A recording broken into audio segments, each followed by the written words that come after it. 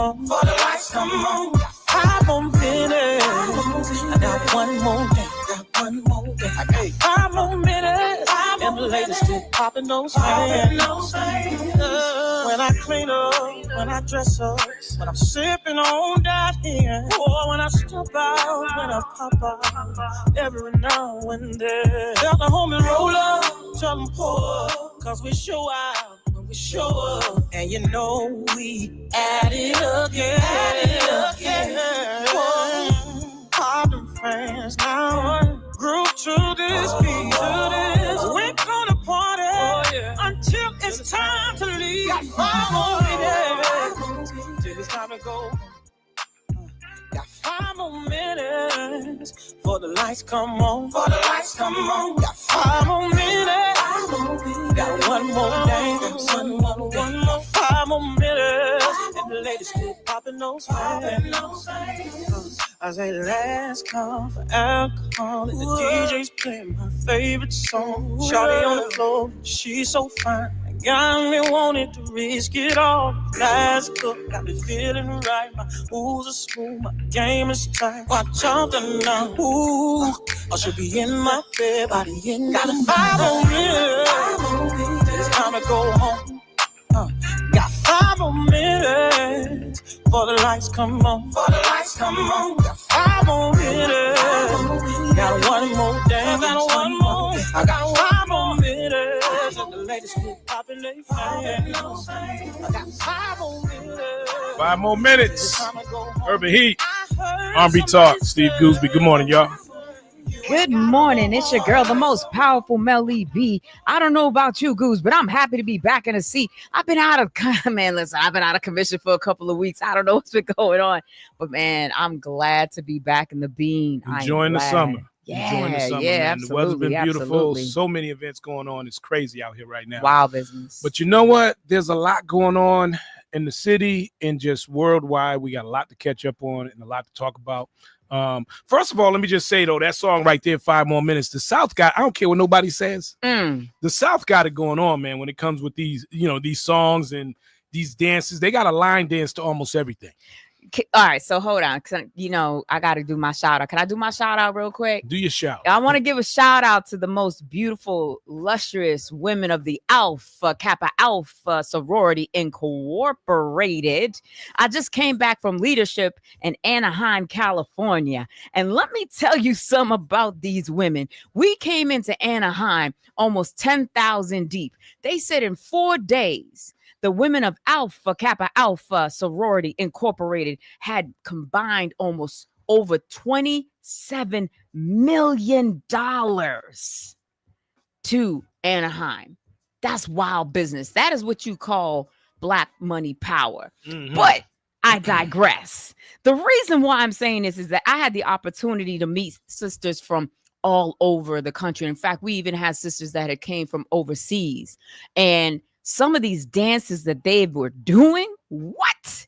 I was like, hold on, Louisiana was holding it down, Goose. You had South Carolina, North Carolina, DC. You had LA. Like, it was, everybody had a dance. And I'm not gonna lie, I'm on the sideline and I'm sitting there like, wait, how are these women doing this? And let me tell you, in the pink and the green, I love my sisters, and the fact that these women came and you think you met one powerhouse and you meet the next one and she's doing big things. It was beautiful, Goose. I bet it was beautiful. I just got a shout out. I love my AKA. Sorry about that. I digress. When I just think about the dancing, Goose, you would have lost your mind. Listen.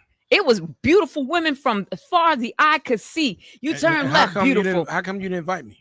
Goose, because you probably would not have come home. You probably would be living in Louisiana right about now. When I tell you they were deep, Goose, they had to break us up into organizations in different, we have different territories. Right. Because there were so many of us. Goose, I'm telling you, it was amazing. It was amazing. I'm not mad at that. Oh my gosh. Well, congratulations. Yes. And also, I hear you were invited to the White House, but we'll talk about that a little bit later on. I want you to tell me all about that. Yeah. But first, let's get into Carnival Cruise. Yes. All right. So, as many of you have heard, they have changed their guidelines in terms of, when you get on their cruise, there's going to be you can't bring your Bluetooth radio anymore. You can bring it if you want, but they're going to confiscate it. They're not going to allow you to use that on their cruises anymore. And I guess the reason why people bring their Bluetooths and they're just blasting it all, throughout the cruise and playing hip hop, explicit language, kids, and there's a whole bunch of other reasons as to why they're doing that as well. Sure. Fighting. There's been a lot of fighting on Carnival cruises. Have you seen some of the videos? I have. And I would be lying to you if I sat here and said that I'm not disappointed. I am absolutely disappointed when grown folk cannot be grown folk. I ain't gonna lie. If I'm on vacation for peace. Yeah. You know what I mean? Yeah. I'm trying to get away from the riffraff. Yeah. I'm not trying to go into it. But okay, right. So I'm gonna play devil's advocate. They say Carnival Cruise is the bootleg cruise line. If you want to have an amazing experience, you go to Norwegian. You go. I don't think have I ever been on Carnival. I've been on Carnival once, and I will tell you, this was some years back. I felt the ship was outdated. I felt that the aesthetics was definitely, a little teleported, and it was definitely a much younger crowd. So you had like a lot of like college kids that were on the boat. Yeah. Where I've cruised on Norwegian many, many, many times, and I never got that vibe. Not once. Well, they're also getting rid of no boots on the ground. So if you're going on Carnival, they're not playing about that boots on fans. The ground. They don't listen. They ain't listening to you. You got them fans. They don't want to hear nothing about you. They don't want to hear the fans. No clack clack. There's no more reserving a pool chair and not being at that chair for 2 hours. Or reserving it for the whole day and not being there. They're cutting that out. Also, if you're under the age of 21, you got to be accompanied by someone at least 25 years. Yeah. And if you're a teenager, you got to be back in your room by 1:00 in the morning. I also heard they have a zero tolerance policy for marijuana too. Yeah. I mean, no devil's I would imagine, You can't take the devil's lettuce on a cruise anymore. But, so okay, I'm gonna call it out because I know our listeners are listening, and I got people online that are watching. Listen, I'm gonna call it out, right? And I'm the first person that please send all letters to attention of the principal that's here at the station. He will receive all mail. I feel like you're attacking a certain demographic group with these rules. Because if we're talking about fan clapping, if we're talking about boots on the grounding, if we're talking about Bluetooth listening music, if we're talking about these sorts of things, it is. Let's be honest though. Let's be honest though. You do not want to be at an event with a bunch of clack clack. You know what?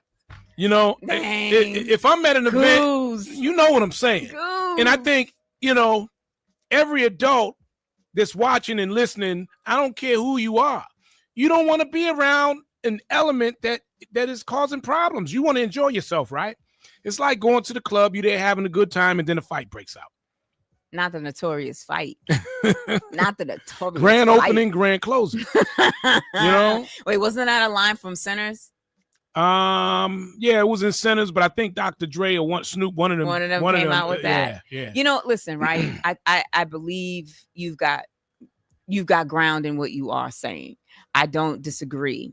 I do think also, there's something to be said about culture. I love my culture, right? Oh, so I love the culture too. I'm coming from a different lens. Than I've been in spaces where you have multicultural representation, right? And what I've always found to be true is by the end of the night, everybody's trying to hang with the cool kids. And the cool kids got the fans. Well, that's all I'm gonna say. Well, the other thing too, when you're on a cruise, you got to be respectful of fair. The people that's around fair. you. Folks are on vacation. They're bringing their family with them. Children are on board. And if you're up, 1, 2 o'clock in the morning. Well, first of all, if you're a young child, you shouldn't be out hanging with adults anyways. But then again, you're on vacation. So what? You're on vacation. I don't want to deal with a cranky little human being in the next morning. But my thing is, you're playing the music with all the explicit language and mother effer. And, I mean, even I don't want to listen. Like, I don't know. You don't want your kids to be subject to that. There's a time and place for everything. Right. I think this is partly why I like Virgin Cruise Lines, because they have that adult only feature. Right. It's the same thing when there are certain resorts that you can go to that are only for adults. Right. So the idea is that you then, like, the idea of going onto a Disney cruise, to me, makes my skin crawl. Right. I cannot imagine what it would be like to be on a boat with 7,000 people. And of the 7,000 people, 4,000 of them are under the age of 7. Right. And they probably have never been told no. Could you imagine what that must feel like and be like? And then you have adults that don't know how to hear no. That's a whole nother story. That's a whole nother story. So, I mean, all I can say is I feel a little attacked. Not that I'm walking around with a fan. I mean, I finally, after coming out of leadership, learned how to really clack it, because I did not know prior to. But I can appreciate why somebody would feel it's a lot, especially if you're not from the culture. And not being from the culture, that sort of thing is not identifiable. And, people get intimidated too, here goes that word again. Even some of our own people. Not the intimidation get intimidated. But that's the deal with Carnival Cruise. So if you're looking for a good time on Carnival, those are some of the changes you might want to think about. Why do they have to come after my blue speaker? I mean, come on. Maybe I want to listen to some compa. Y'all don't even have that in your crates. Hey, listen, call Carnival. And I'm just saying, do it for the culture. Everybody has to be represented. And I don't disagree with the devil's lettuce. I don't want to smell that. I don't. I don't partake. That's my personal choice. Everybody has the right to do what they want to do. But I mean, especially if I had my kids around, I definitely wouldn't want my children exposed to that. Right. For sure. Right. Okay. All right. Let's move along. Moving right along. Let's talk about so what was trending a couple of days ago. I'm not going to mention the show or the names, or maybe I will.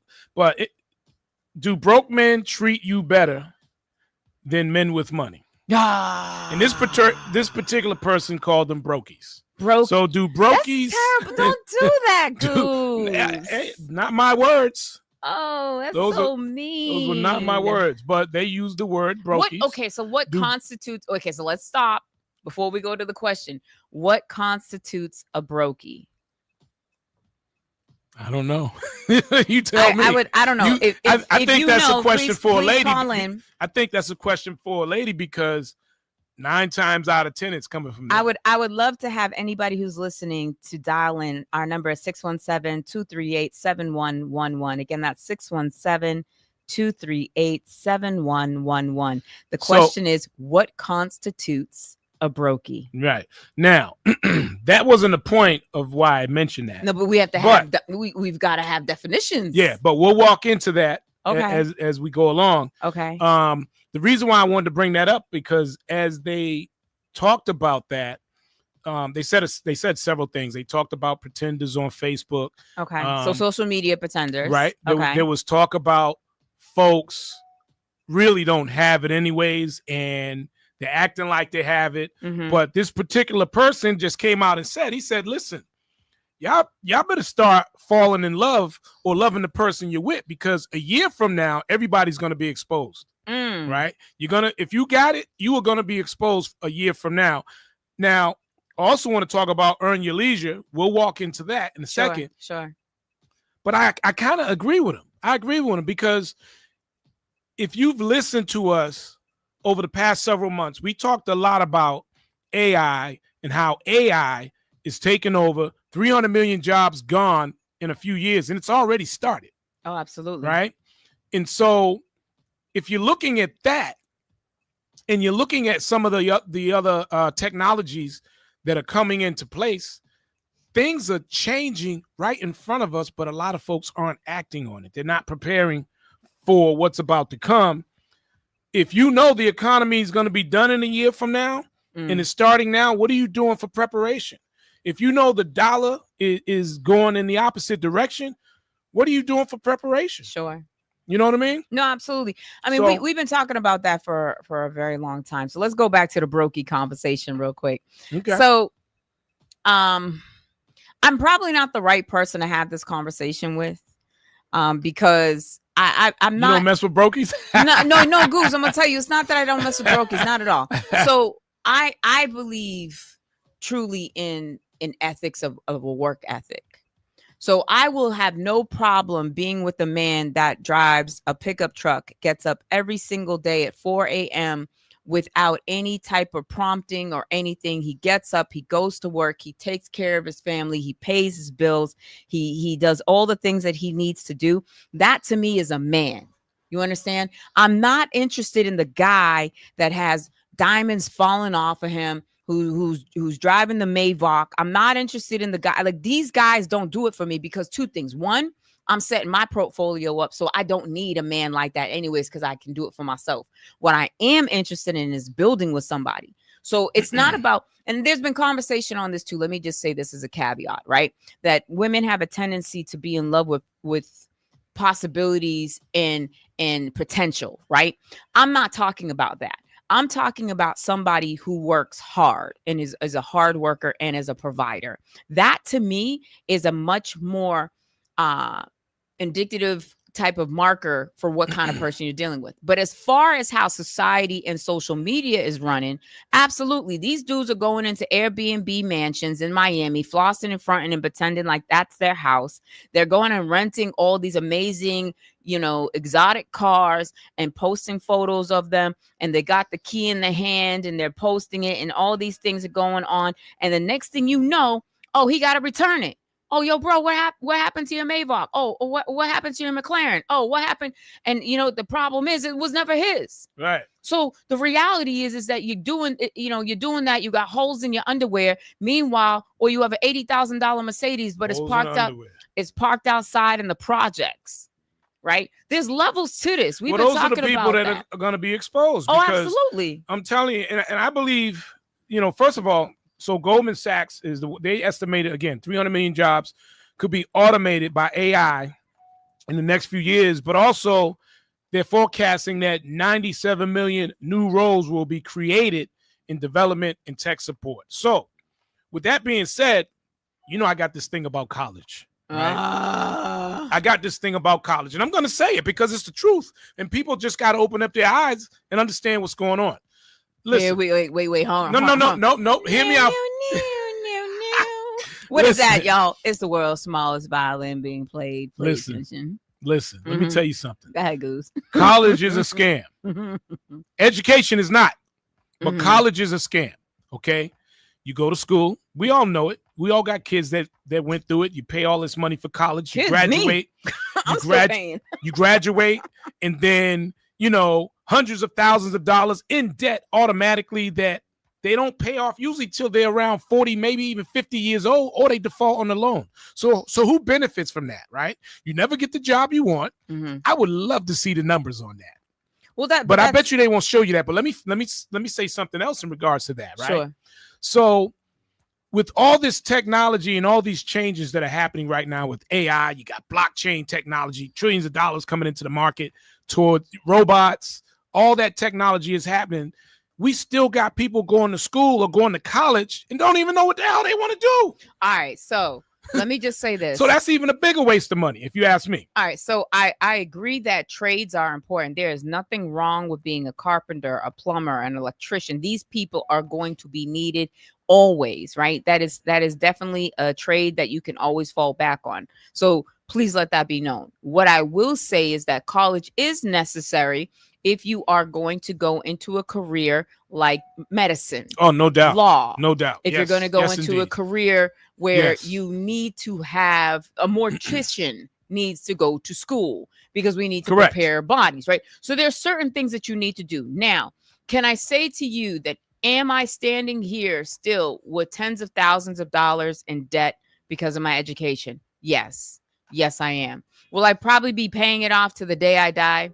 Yes. Yes, I may. Confirmation.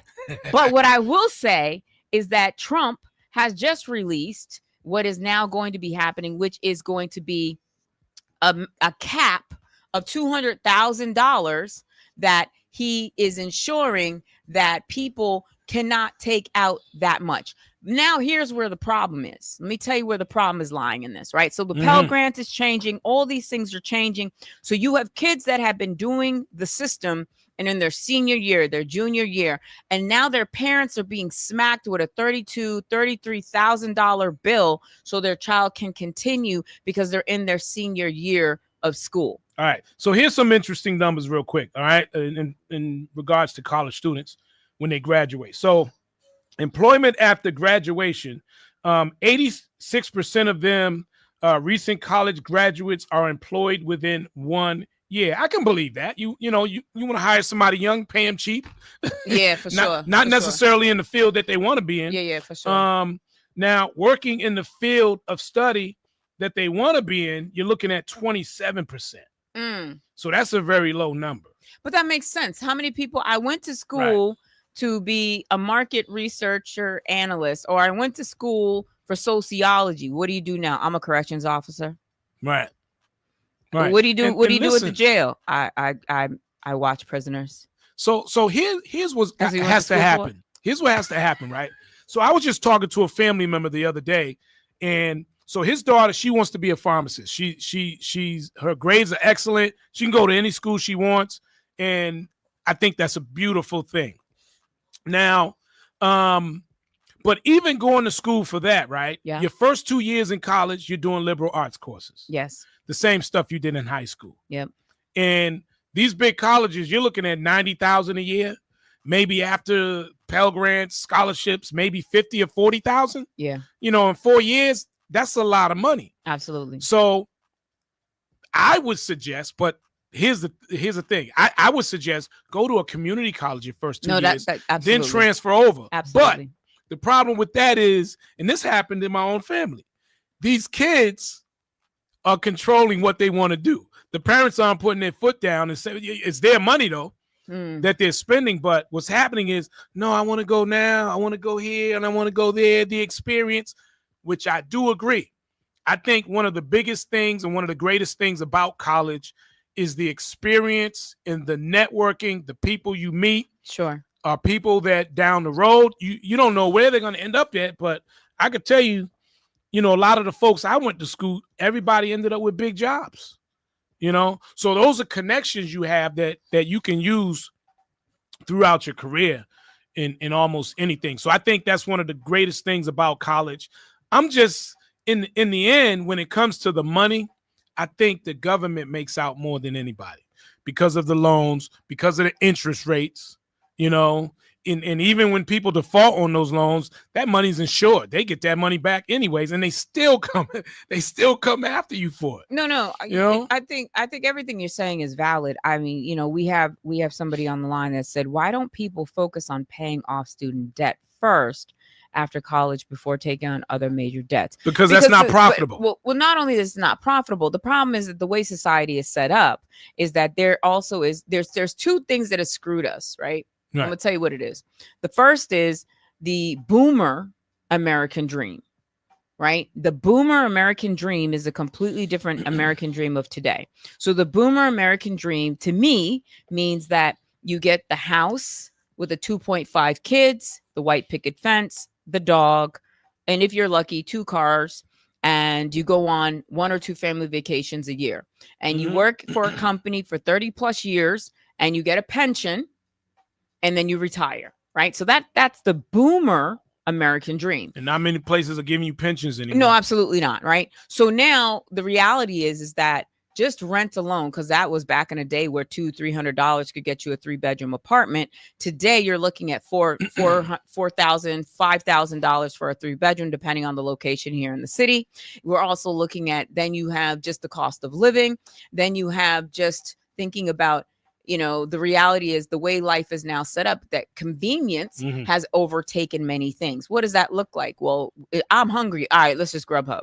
Right. I need groceries. Let me just send an Instacart. I'm deciding that I need ABC. Let me call an Uber. right? Long gone. The yellow cabs are basically gone. They don't exist anymore, right? So all the things, and what's wild about that, which I I can't think, tell you the last time I seen a cab. but what is wild about that, and I think is funny, is that, you know, stranger danger. All your life, your parents told you do not get into cars with strangers. But now every time I call Uber, I'm getting into a car with a complete total stranger, and I'm like, hey, Walter, how you doing? Can you get me where I gotta go? And now they have the Ubers that drive themselves. I have not. I heard Las Vegas has those. Yeah. I haven't seen those yet. Have you seen one? No, I haven't seen one. Like you just said, Las Vegas. I've seen videos of them in Las Vegas. I haven't seen them here yet, but I know it's coming. Did you see the one of the guy that he was in one and it kept just doing donuts and circles in the parking lot and wouldn't let him out? I saw that. And he was calling the 1-800 number, and they're like, I don't know what to say. He's in the car while it's happening. I saw that. Yo, isn't that wild? That. Yeah. Right. Oops. Can I tell you, in LA, right? I was shocked. The gas prices in LA were about $5 a gallon, give or take. And majority of cars that I did see, because we did take a bunch of Ubers, we did use this kind of coach transport system that they had in place, which was phenomenal. But we also would Uber places. The majority of the cars were electric. Yeah. And I still can't get over the sound that the electric car makes. It sounds like George Jetson, and it's like, yeah, you would need an electric car in LA too. Yeah, it was because nothing's close. No, it reminded me of Miami with mountains in the background. Right. That's what it reminded me of. But yeah, so we go from brokies to college tuition to what is really happening in the world we live in, Goose? Well, let me bring this up as well. So your guys from Earn Your Leisure, right? Yes. They have a great podcast. These guys know what they're talking about. I would say they're right probably around or close to 90% of the stuff they talk about. So they know their stuff. And if you listen to them recently, they talked about the thing with AI as well. Sure. And they gave all this information about where it's going. And they said the same thing that my other guy was talking about a year from now. They were saying, hey, if you don't believe us, don't come crying to us a year from now because things are going to get bad. So I think the problem with some of us is we hear that and we're so caught up in this matrix, the normal indoctrination of life, following the next person and not taking a second to even think like, wow, okay, so if that's changing, that means I'm not going to have a job. If you're working now, you should be thinking about this stuff and trying to figure out what are you going to be doing or what are you going to do a year from now? How are you going to position yourself so that you're not affected? Because we've also talked about the haves and the have-nots. Because that's where it's happening. Yeah, but people don't see it yet. Again, I'm going to go back to some of the things that always it's gobstopping to me, right? Is that I look at a couple of things. There are a couple of things that are happening real time in front of us. And I think that people get so caught up in the sensationalization of certain things that they're not realizing what's happening with the left hand. So first thing, we've been talking about crypto now almost 3 years. And by the way, a lot of folks woke up very, very extremely happy this morning. I did. Oh, I was one of those. And I'm going to tell you something. The fact that the crypto regulation bills moved forward. Moved forward after record-setting House vote. I mean, that's crazy business too, and it was done within 10 hours. Right, within 10 hours. But we already knew this was coming. The writing has been on the wall. So folks were worried because the day before they didn't approve anything, and it went down just a little bit, not a lot, but they had to modify. There was something in there regarding CBDCs, which nobody wants. Yes. So they had to modify because of that. And it ended up getting approved yesterday. So I don't have the details of the approval, but it's great news. Folks, if you think crypto is a scam still, you're not paying attention to what's going on in the world right now. Not just here in this country. I'm talking in the world. But the financial system is changing. No, absolutely, Goose. I said this. I want to say I said this 2 years ago. This is when I knew, right, that life as we know it is going to change in our lifetime. You know, up until this point, and this is how I knew, right, Goose? This is when I knew we were onto something. So prior to this time, you know, the whole concept had been up to this point that, you know, crypto was a scam. We had Warren Buffett out here saying he wouldn't spend $25 of his own money on it. When you look at his portfolio today at BlackRock, over 45% of the portfolio, in fact, is crypto holding either bearing companies. Not just that, but while he was saying that, he was still buying. He was still buying and purchasing. Fink oh, absolutely. And Jamie Dimon, they own this crypto platform in Brazil, yes, where they're selling people. Yes, they're buying cryptocurrency, Bitcoin off their platform. Absolutely, and they're making mega millions. Oh, or mega billions, I should say. Absolutely. But so what I wanted to say about this is that, of course, the first thing that they needed to do was disarm people so that the system could be set up in a way that would allow for them to benefit from it. Prior to that time, that would not have been possible because too many people, it's like when we talk about XRP, right? XRP was never meant for the average Joe Schmo, you and me. It was called the banker's coin for a reason. Right. But because it had gotten caught up in the SEC for so long, it allowed people like yourself and myself to get a taste of it. Now, with that being said, when we look at what has transpired up until this point, what people are not recognizing and paying attention to, which I think is indicative to where we're leading and going with this, is that in the Islamic space, so we're talking about the UAE and all these places, right? Saudi Arabia, like all these places that matter. When China went in to try to negotiate for their barrels of crude oil, they said, we did not want the US dollar. No one's talking about BRICS, but don't sleep on what's happening there. So now I said, okay, let me pay attention to this. So up until this point, the Islamic space had viewed Bitcoin as haram, meaning that it wasn't good. They did not believe that any of the followers of Islam should operate using that currency. But then it came out in November, I believe, of 2023, where they said, or 22, excuse me if I'm incorrect on the time. They said that XRP was halal, meaning all of the businessmen in the Middle East can, in fact, use XRP as a form of currency and trade.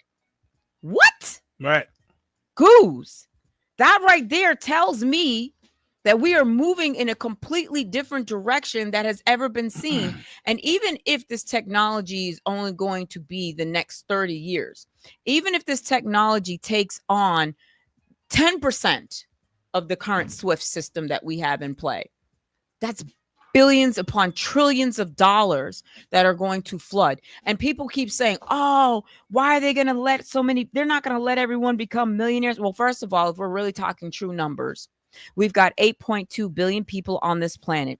Of the 8.2 billion people on this planet that own any form of crypto, forget XRP, just crypto as itself, or a wallet, we're now talking about 0.0002778%. Right. That's not even 1% of the population. So yep, guess what? They're going to let you become millionaires because half of us don't even have financial literacy and understand how to control and grow our money, and we'll blow through it and be back in the poorhouse anyways. Yeah, so there's a lot going on, but what's also about to happen, Jerome Powell, if you don't know who he is, just look him up. But you know, well, I'll just tell you real quick. He's the guy that when it comes to interest rates, he's the man. He's either going to lower or he's going to raise the interest rate. So he's in the process of either resigning or he's going to be fired, right? And what's going to happen, his replacement, or unless he lowers the rates before he's out of pocket, what's going to happen is those interest rates are going to get lowered, and then the market is going to go crazy.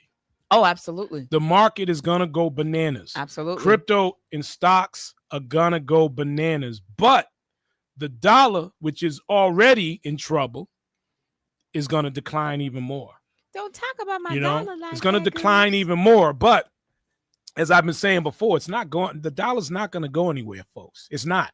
But you're just not going to, I was talking to you yesterday, Mel, and I was just telling you how I bought a couple of items and spent almost $200. Yeah. That money went quick. Like, Wait, damn. yeah, shout out know? to Rach the Blue Pirate. She did a TikTok, and I guess she had went to a store, and the clerk looked at her and goes, "It goes so fast."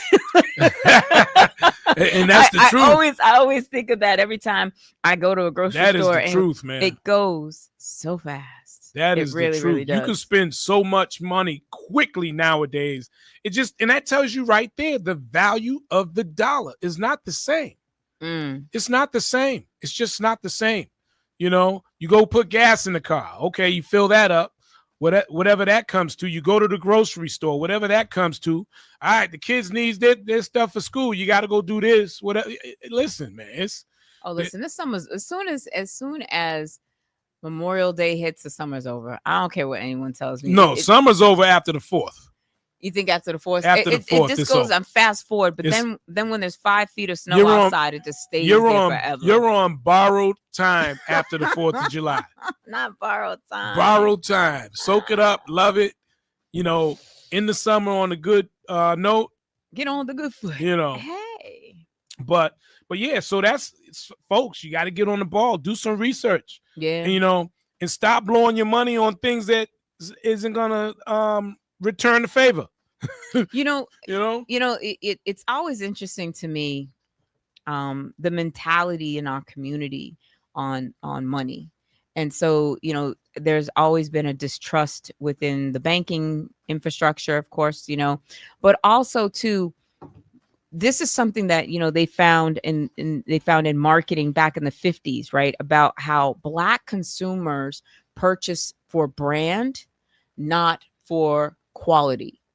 So a brand can be synonymous to something of status, and Black people will purchase solely based on brand. You know what's crazy? There's a playbook on how to market to Black people. I believe it. There's and that's crazy. I believe it. There is a playbook on how to market to Black people. Well, look at you. So okay, I still find this to be the most fascinating thing, right? Have you ever wondered why most households of African Americans have Pepsi products and not Coke products? Not like transplants that are coming from other countries. Like West Indian people, it's going to be Coke because Coca-Cola. Yeah, I heard about that. It goes way back in the days. But it's true though. Yes, it's true. Yeah. Right? So Pepsi decided to spend all this money on marketing towards the Black community because Coca-Cola did not see value in marketing towards the Black community. And so Pepsi became the product of choice for the Black community because they were seen as being viewed, whereas Coca-Cola could care less. So this whole concept of like the white Santa Claus drinking the Coca-Cola by the chimney and how refreshing it is and all that, Coca-Cola actually is the company that created all that imagery. Right. Isn't that wild? Yeah. Before that time, that imagery did not exist and had no type of a correlation at all to do with Christmas. They created that. Mm-hmm. And here we are in 2025, and everyone's still waiting for Santa by the chimney, and they're leaving out milk and cookies. Now, I want to bring this up as well in regards to real estate. Real estate is changing as well. Talk to me.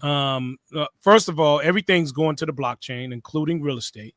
Really? So they are going to tokenize houses, like no doubt. Oh, yes, indeed. Are you seeing? It's already tokenized in Dubai. No, I did see that. You can actually purchase Ferraris and houses with XRP. With XRP in Dubai. Yeah. You can buy fractions, and you could do that here now. But I bring that up because when you look at first-time home buyers, right? Sure. When you look at people that are buying properties in real estate, they're all adults. The kids, I guess the point I'm trying to make, this new generation of kids out here, they're not thinking about real estate at all. No, they're selling their parents' houses. They're not thinking about buying a house. It's not even on their radar. So that's an issue. But also you have companies like BlackRock who have all these subsidiary companies, Aren't they buying up a ton of the real estate in Nevada and all those places? Yes, and a lot in the South. They're buying up a lot of real estate. And the bad thing about that is that they're never going to sell.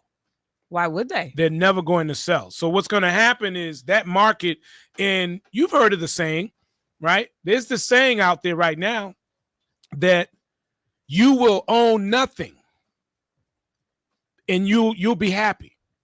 You will own nothing and you will be happy. You will not own a car. You will not own a house. You will own nothing and be very happy with whatever they're going to give you to allow that's going to allow you to live. You know? I mean, I think we're heading that way. Yeah. Oh, of course. I think we are. And that's what the CBDCs were about.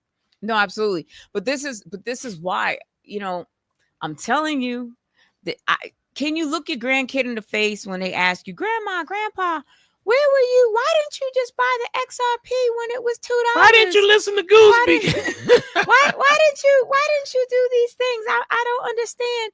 And fear is a funny thing. You should have listened to Goose. Well, twang, twang, twang. Should have listened to Goose, man. But like we always say in our house, and Goose we trust. I will die on that. I told you, the day you get that Pepsi Rolex, you're gonna know what time it is. Listen, there's levels. I've been saying that. It's coming. I can't wait. It's coming. I can't wait. I'm about to get a Rolex.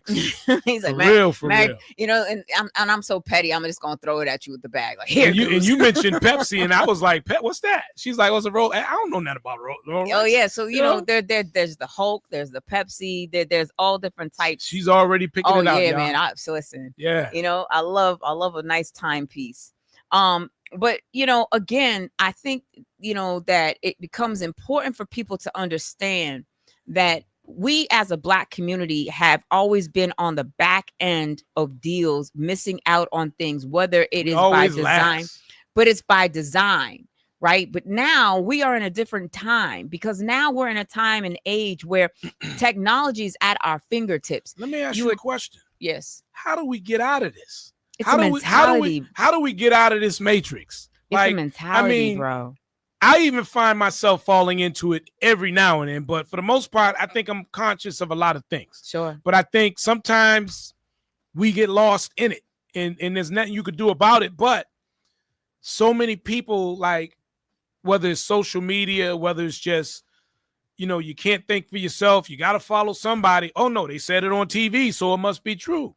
But that's what the adage of keeping up with the Joneses came from. Yeah. Right.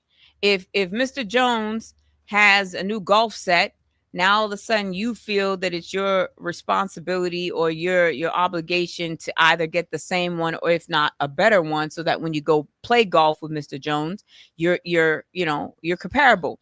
Think about it. This is one thing I learned, and I'm gonna stand on this and die on this cross, right? So I have friends of mine that, I'm not exaggerating when I say this, these brothers own 300-400 pairs of sneakers, right? You have 2 feet.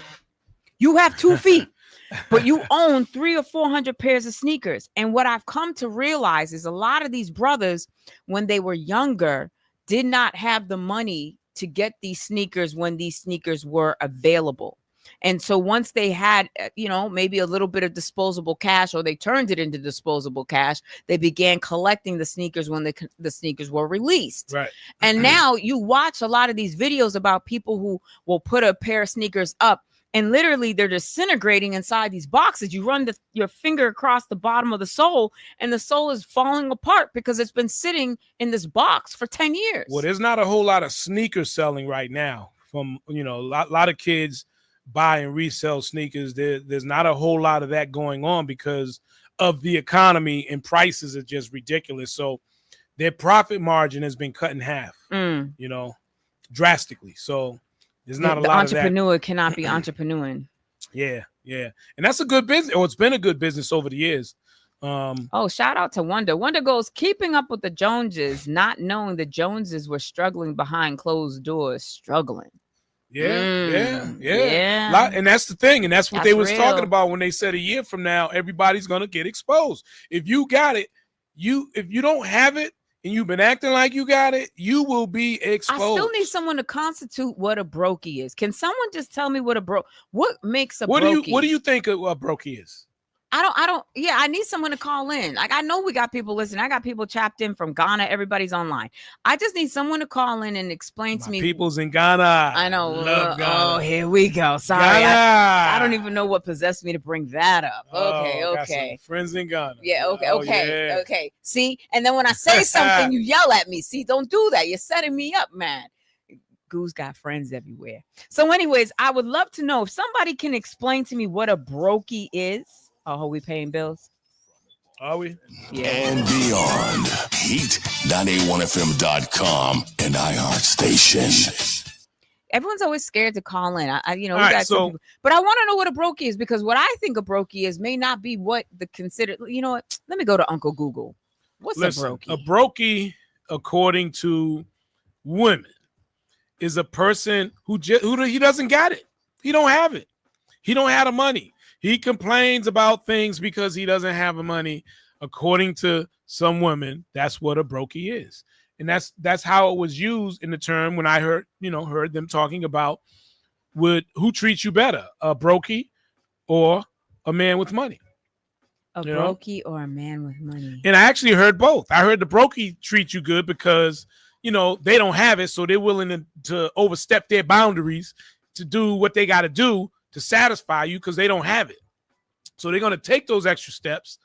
A guy with money, how much it costs? And they got it. But no. And they got it. So I'm gonna add a third column here. Okay. Are you ready for my third column? What's the third column? You've never met a man until you've met a man that has to have sex to have a place to sleep and eat. So is he considered a brokey? That's not. No, he has his own. That's what you call a homeless sexual. Moonlight says she's trying to get Alexa to text us. Alexa better mind her business. Well, so realize, right? There's actually three. If you ask me, there's three columns. Yeah. You have the wealth. There's four. Oh wait. Okay. Hold on. What's the fourth one? Hold on. Let me turn your mic on. You talking now? Get on the mic. Just pull that towards you. Yeah. What do you got? What's the fourth? Go for it. Yeah. I would say it's pretty much a dude that just has it for him, and the woman. Well, then again, we're talking for the women. Yeah. She wants him to do certain things for him, where he's like, I might not have it for you, but I got all my stuff situated. Right. You know what I mean? Okay, so you think there's actually four columns? Yeah. Okay. According to women. Okay, so you got a brokey, you got a guy who has, you got the homeless sexual, and then you have the selfish guy. Well, I wouldn't call him selfish. He's probably not ready yet to spend on the woman, but he has it for him, and he's getting everything situated. And I agree with that. And I was going to say that too, because again, women came up with this term, brokey. No, he don't want to spend it on you because he doesn't feel that is merited, or that's all you want. You want him to spend his money on you. He has it, but you call him a brokey because he doesn't want to spend it on you. When in actuality, you're the brokey. Well, yeah, but okay, you're the brokey. So I mean, for myself personally speaking, I don't feel comfortable when a man gives me things. I don't ever want to be in a situation that I'm ever said, if it weren't for me, you wouldn't have. So I gave you this. Nah, keep it over there. I don't want it. So I'm not normal. I fully aware that. I can remember a time, and I'm not going to say any names, of course. You never say names. I went out with this individual, and it's just normal for me. If I'm out, whether it's dinner, lunch, or we at the bar, especially if I'm with a female, I'm going to pay the tab. I got it, right? It's just automatic for me. It's not a problem. I'm not counting dollars. It's just something I do. That's just how I am. It got to the point where she wasn't used to that. And she came out and said, "You're a man." And I said, "Huh?" I said, "Huh?" She said, "No, you're a man." And I guess, again, the message I got was that I guess folks didn't do that for her, or I don't know, maybe it was a 50-50 thing. You're not first of all, let's stop. Okay, let's stop with the charades. Not even charades, it's charades. Okay, so let's hear it. Because I know you and I know the dudes you roll with. Every last one of y'all cats got metal cards that make large clanking sounds on the table, and you fight over tabs. I've seen it with my own eyes, Goose. So you are not the same. You are. Listen, but they didn't. I'm gonna sing the. But she didn't know that. But she didn't know that. Maybe not. But I'm gonna sing the praises of Goose because I have so much respect for you, Goose, just as a human being. Not even on the strength of I don't know you in that capacity. You understand? But just on the strength of being my brother and somebody that is a teacher and a mentor.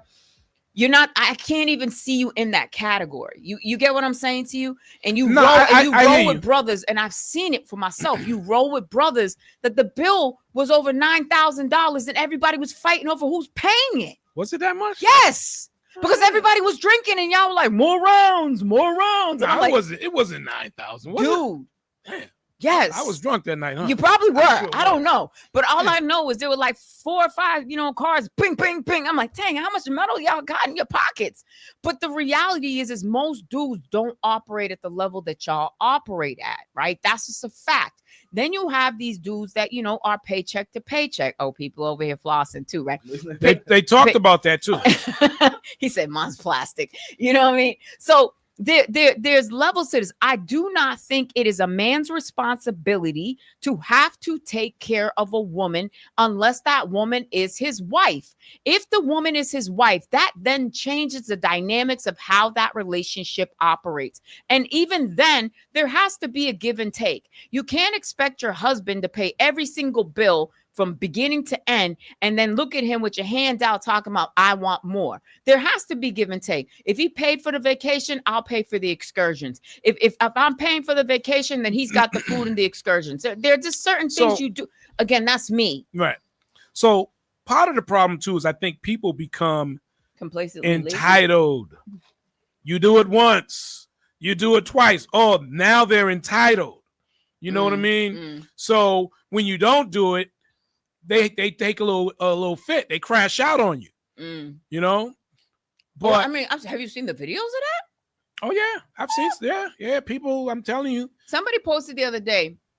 If you go out with a guy and he pulls up to Burger King, what are you doing? I said, I'm gonna order a chicken sandwich. Can you please cut it in half? And I want to mix between French fries and onion rings. I'm not upset because if I want to have. I went in LA. I went to a place called Fleming's. You ever heard of Fleming's Steakhouse? No. They used to have one here in Boston, right? It's gone. I ain't been to LA in years. Right? But Fleming's, a tomahawk was like $140. Like, this is a very upscale restaurant, right? If I want to eat like that, I will take myself. I will go with a group of friends, girlfriends, whatever. Hey, look, this is what we're doing. This is what we're doing. Y'all down? Cool. Now, let me explain something about when you go out with me, right? I'm not playing this. We got one bill and we're splitting it. No, we're not. Because if you're buying the $10,000 seafood platter that I can't even enjoy because I'm allergic to shellfish. So you sitting there eating lobsters and crabs and all this sort of stuff. And scrumps. And I'm sitting here and I got my little 16-ounce filet mignon that's about this big as my eyeball. We're not the same. So I'm not willing to do that. What I will do is say, hey, look, can we just all have separate bills? So whatever you do, that's on you. And it's not because I'm broke and I can't afford it. It's because I'm not supporting anybody's lifestyle. That I will not do. But we can all go out and enjoy ourselves and enjoy our company, enjoy good food. I don't mind. I love it. I love when I go out with people because I love the community. I love the conversations. But I don't like, I've seen videos of, like, for example, a girl had a birthday and like 16 of her girlfriends are there. And then they just looked at the dude who she's dating, right, who's not even her man or her husband, and being like, this $2,000-$3,000 bill. Oh, you should be paying this. But what is that? Yep, talking to the mic. Yep. I would say for women, that's a brokey. Doesn't mean that he doesn't have it. Right. But is it supposed to come here and pay for all of your friends? No, I think that's wrong. Exactly. I think it's wrong. Completely wrong. And I wouldn't do it. It's out of pocket. I wouldn't do it. And I'd say, listen, give me a bill for this, and this, and that's it. I'm gonna pay you right now. Here you go. I think it's shameless. Right. That's it. But that's what I'm saying. And you know, it's funny you say that. So I had said this to one of my dearest friend. I refer to her as twin. And if we're going out for a birthday party, right? That birthday person should not even see that bill. If the bill's $200 or $2,000, it does not matter. It is that person's birthday. We are celebrating that person. And all of us at the table have an unspoken understanding that we are responsible to pick up the tab of that individual. Period. Now, if your man has yachts and all this other stuff because he's a high earning, quote unquote, man, right? Which comes with its own set of problems and issues and luggage. And he has no problem throwing his black card down because to him that is nothing. That's a different story. Right. Mm-hmm. But even then, I would get agitated and aggravated that if every time we went out, my man was the one paying the bill, then you all automatically assuming my man is the one responsible. Now we got a problem.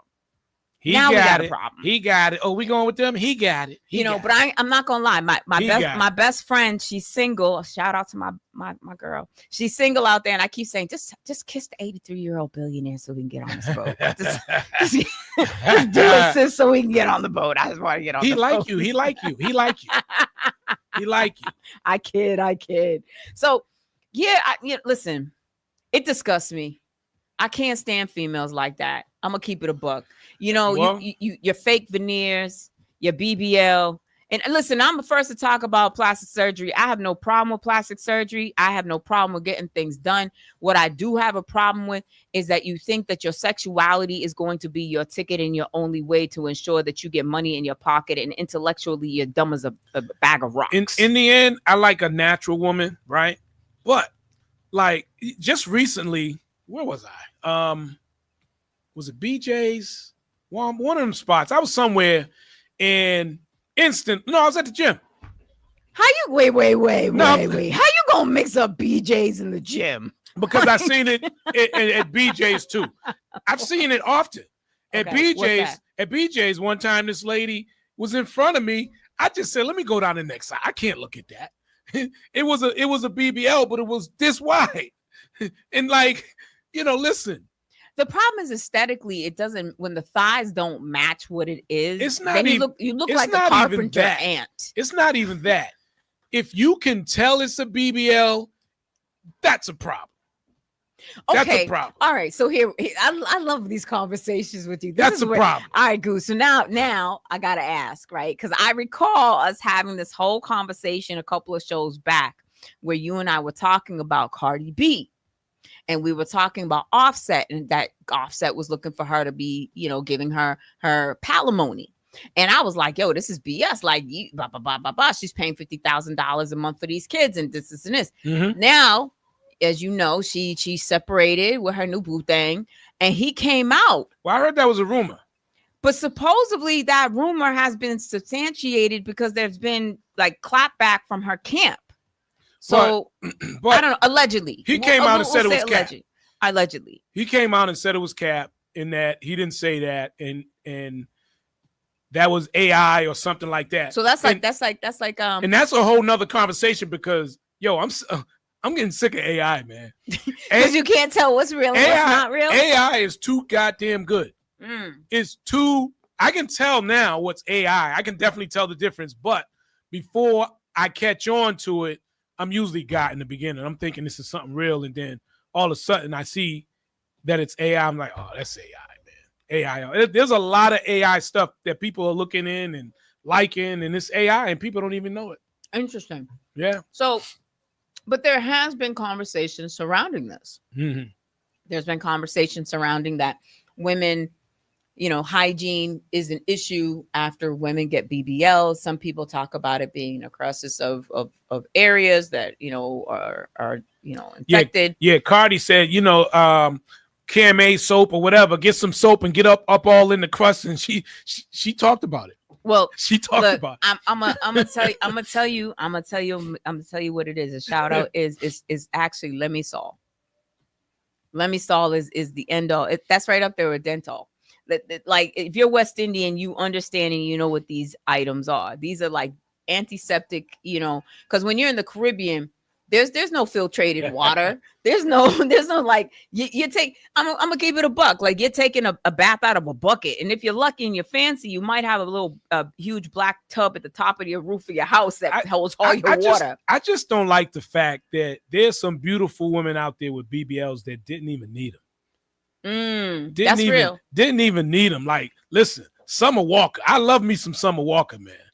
She did not need that BBL. Pressure's real. She did not need it. And you can tell it's a BBL. I'm like, oh, you done messed it up now. You done messed it up. But I think pressure's real. I think that there is a huge thing happening in our culture where women have this idea that they believe that this is what men desire.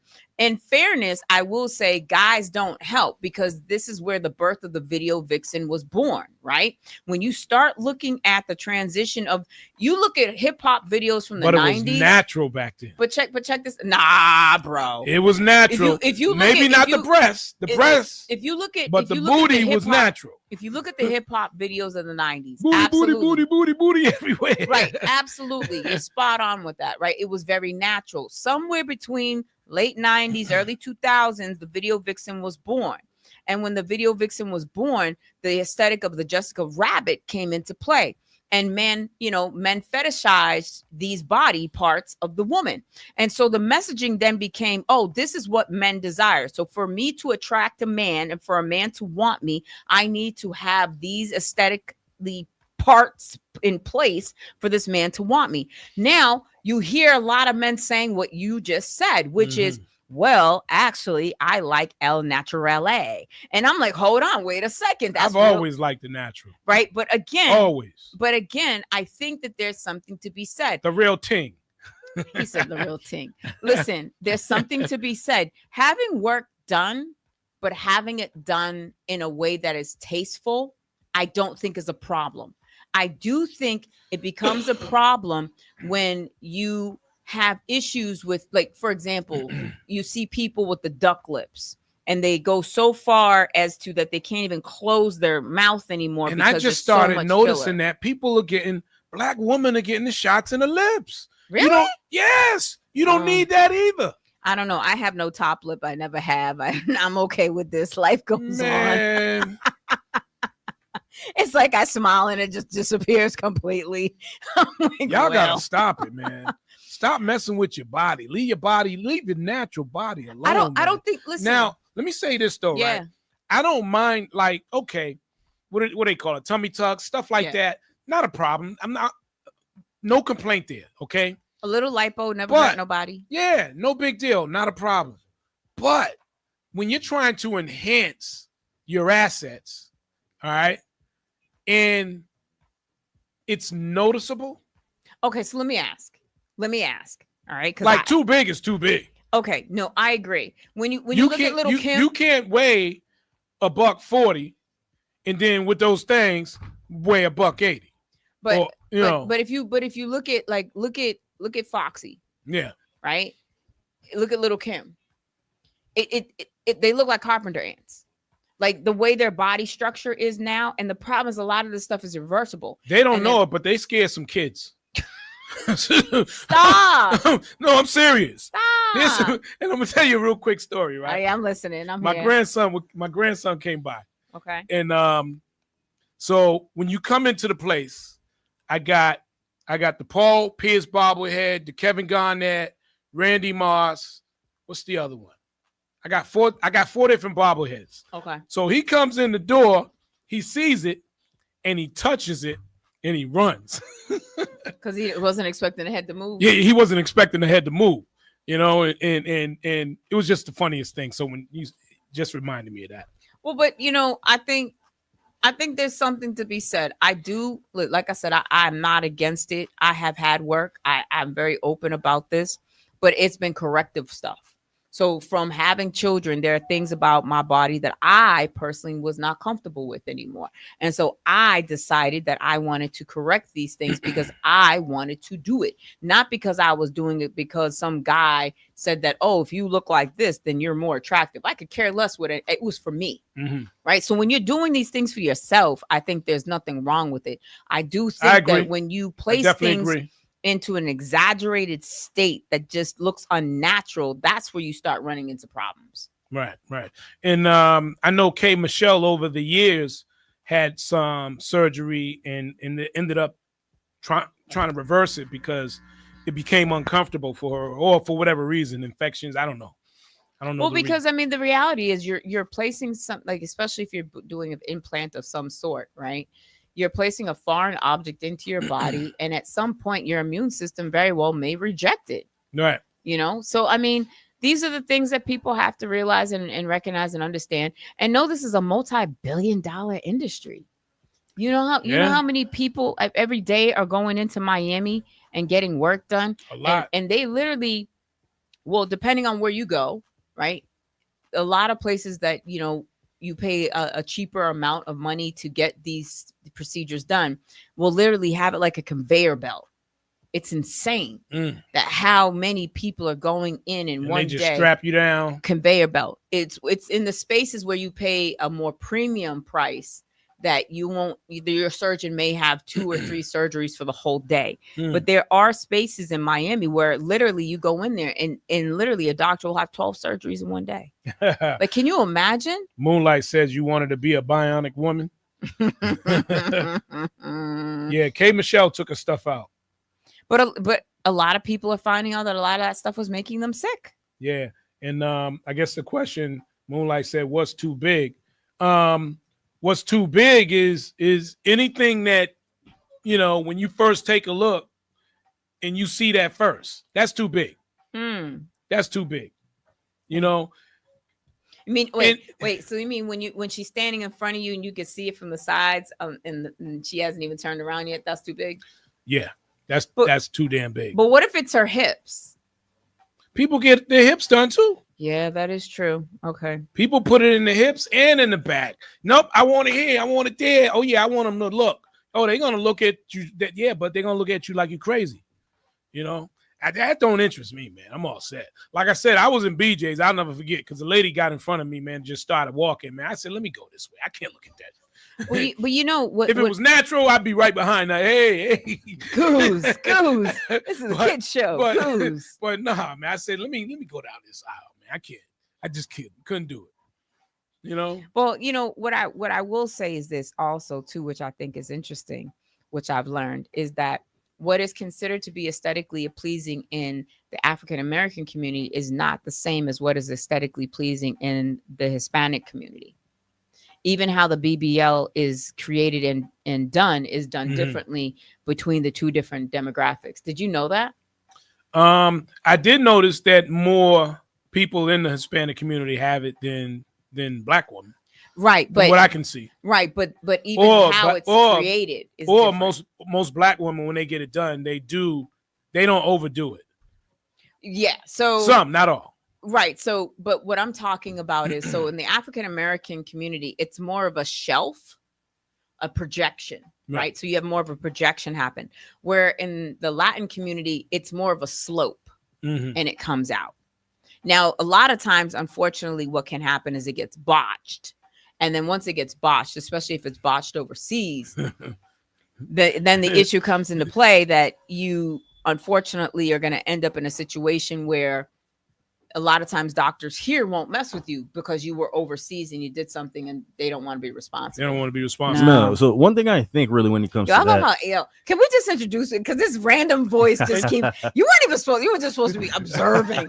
You know. And you know what? I should have put you up on camera, but I think I would have to send you the key and all that stuff. But no, he was only supposed to be sitting here observing. Yeah, this is just getting a little interesting. No, it's all good. I'm cool with it. I'm definitely cool with it. You know, shout out to X. Everybody, this is X. X was coming in. He was just doing his intern shout out, look out for the day, checking how things go. And he got a little. I mean, I could send you a key and you could pull it up on your phone if you want to get on camera. Be on camera? He's like, I'm not camera ready. I'm not camera ready. He said, I ain't camera ready. I ain't got my shades like Goose. My beard isn't glossy and shiny enough. Go ahead. What are you going to say? So I was going to say, some women, they just want to be noticed. And someone under corrections. That's what I think. I think some women, they're just going to go oversized because they know once they walk in a store, they walk here and there, they're going to be seen. And some women, they're like, I don't really like the way my hips are looking or the way my behind is looking, and let me just correct it and just make it a little nicer so I can fit in pants better, or when I wear this and that I can look a lot better. And some women just like, I just want to walk in and for people to see me, and I'm gonna shake it when I go in there and they're gonna see that I'm here. Right. Yeah, but that's more dangerous. That female is more dangerous. Right. I'm gonna say it as a woman. I'm gonna say it. So the woman that wants to do the corrective thing because she's doing it for herself and she's doing it to feel better for herself, self-esteem, and things of that nature, I can get behind that 10 million times past Sunday. Absolutely. When you have the pick me, choose me, I want to be seen female, that's where it becomes problematic, because now everybody's a brokey. Right. Now you're a brokey. What do you mean you want to be so and so with me? That means you're taking me here and there. So why are the reasons, or what are the reasons as to why we would want to have these things done or do the modifications to our bodies is really indicative to also where that person is mentally, because this is where, you know, you hear about people that will put $200,000-$400,000 worth of plastic surgery, and by the time they're done, they're not even recognizable. Their face has been completely distorted, and they no longer even look like a person, because their cheekbones are all the way up to where their eyes used to be, and they don't have a chin. Now their chin looks like a chiseled out piece of rock. Like, it's so just I'm gonna ask you this question now. Yeah. Do they really like it? I think it's a mental illness. I think you talking about the surgery. The surgery, the process, and getting the results. Do they really like what they do to their body? I think for the most part, women that do it, they want to do it because it makes them feel, they think it makes them look better, but it does make them feel good. That I don't know. Yeah, but not all I attention feel like good attention, Goose. No, I know, but I feel like it gives them confidence. Okay, guys are gonna look at me now because I have enhanced assets. You know what I mean? So, it's a doggy dog world out here, Right. and everyone's either looking for a man or a woman, and people are doing what they have to do that's necessary for them to achieve what they want to achieve and trying to get into a relationship. And that's why a lot of them do it. They want to enhance their assets so that they can capture whatever it is they're trying to capture in the booby trap. So It's now, not the booby trap. so now that question goes then. Do men like it, or is it just enjoyable for the moment or for whatever that situation is? I already said I like it natural, man. Okay. Okay, but here's Okay. but here's what's interesting. Can I but- ask a question? Yeah, Can go I ask ahead. a question? And this is for you guys, right? So I've always been, from the beginning of my journey, have been very, very transparent about the work that I've gotten done, right? Mhm. I've been very transparent about it. I've also chosen. But I'll say this, Mel, as far as you, if you didn't tell me, I would have never noticed. So, but that was intentional, right. right? So good work on your behalf in terms of what you've right. done. My know. goal was to aesthetically look like how I should look proportionately to my body frame. I was not trying to have big anything particular, right? Mhm. Here's where it becomes interesting, right? I'm very lucky because, shout out to Dr. Tatarian. He's out of Miami. We actually have had him on air before. He is an amazing surgeon because he will say no. You can come in with a laundry list of all the things you want to get, and Dr. Tatarian will say, you know what? I don't know if that's a good idea, because, and if I do this, you're going to come back to me in 2 years because you're going to have a diaper booty. And what he's talking about, and you all know exactly what I'm talking about, when women get these BBLs, and over time it looks like she's wearing a pull-up because her BBL is no longer BBLing. There's all kinds of booties. How did we end up here? I just love how this comment. We're talking, there is. Wait. We started. Can we just for a second? I'm There's not all kinds of stopping it. booties. We started in crypto and politics, and now we're here to BBLs. It's only on R&B Talks here with Mel. With No, Goose and Mel. I wish I had a picture, or maybe we could pull one up, because there's all kinds of booties. No, I get that. There's the Coke bottle. Then you got the heart. How have we lost control of this conversation? So you're trying to see they actually go to the doctor's office and like, hey, I want this type of booty. Yeah, there are pictures. I'm sure what It's just like when you go to the barber shop, they got the little thing up there with Right. all different type of haircuts. You know, which haircut you want? Give me the number 5. Can I get? Can I get? Yeah. So it's the same thing when you go to the booty doctor, and you know he gives you this chart. All right, what kind of booty you want? You know. God, I don't even know how to come back. Am I right or wrong? Yes and no. Yes and no. Okay, it depends. It depends on if you have a scrupulous doctor or not. There are doctors that are out there that are solely out there for the money, and they don't care. They don't care because to them you are a dollar sign, the next body on the table that gets them what they want. You understand? Mhm. And so yes, but if you have a responsible doctor and you have a doctor that genuinely does care about his patients, you're gonna get pushback from that doctor. You know, part of this too is, which I think is really sad, is that a lot of these young ladies that are going into these procedures are still not done developing, and they're already messing with their bodies. See, for me personally, let me just say this, Goose, right? The driver behind why I chose to do what I did was because I was a teen mom. Okay. So from the time I was a teenager, I had the body of a 40-year-old woman.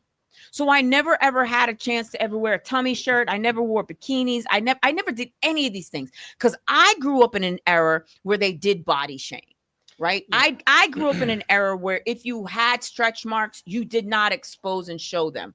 I grew up in an era that if you had a tummy, you did not have the tummy hanging over your pants with the tummy shirt on. You didn't do these things. Today, the young women of today, their space allows for that sort of thing to happen. And so they are out there with stretch marks and tummies hanging all over the place, and everybody's embracing it. Hey, that works for them. More power to them. I didn't grow up in that era. Yeah. And let me just say this, because I don't want people to think like I'm body shaming or anything. I'm not. I think, first of all, I think women are the most beautifulest things. I would hope so. You know, not to bring up Keith Murray, the most beautiful thing in the world, just like that. But no, seriously, right? You know, I don't say it, I'm not body shaming or anything like that. I just think for the most part, most women don't need it. And what your point, I get that. And that's understandable, right? But I just think a lot of women, when they do it, they're doing it for the wrong reasons. I agree. You know, I agree. And most of them don't need it. Like again, Summer Walker. Nor can they afford it. Do you know how many times? Like I would when I was, you know, I've gone through many, so it wasn't like it was a one-time shot. It was a plan, right? Okay, you're gonna do stages, right? And I literally would hear stories about people that didn't have enough money, that once the procedure was paid for, didn't have money for aftercare, didn't have money to get on Uber to the airport, didn't have money for the extra medications that they needed, didn't have money so that they could go to the ER to get the blood transfusion because they lost too much blood. Like, you cannot go into these spaces thinking that, oh, the bill says $5,000. That's all I got to come up with.